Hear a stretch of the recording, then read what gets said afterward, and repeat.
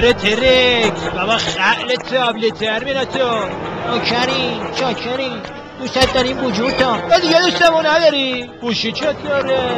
گوشی هم ردیفه، رفیق خوابش رکب خورده اوضاش سیته، تریپ خانواده برداشته میخواد دوتاشه. الو چطوری بابا؟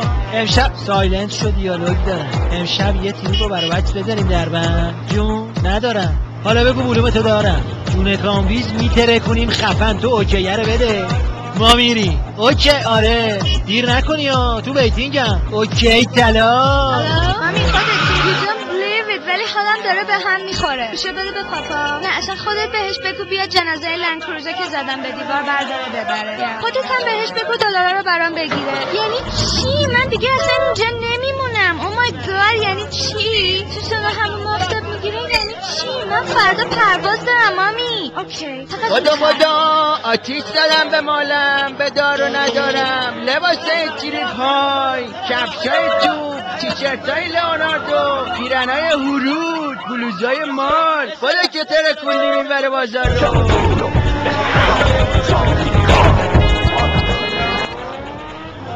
حالا پلاستو جمع کن بینیم فرد چه ولی همینجا قاط میزنم 30 ثانیه فیدی ها. تو آخه شام بلقوچی، تو اگه ارزه داشتی میرفتی دماغتو از حالت گلابی در میآوردی.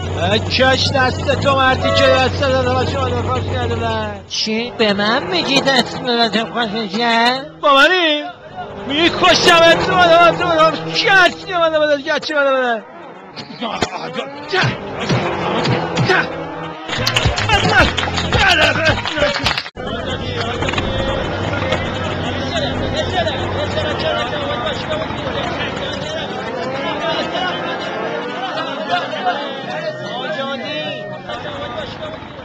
افسوس، حیرتا، حسرتا، بسی رنج بردم در این سال 30، بسی رنج بردم در این سال 30. عجب زنده کردم من این پارسی، عجب زنده کردم من این پارسی.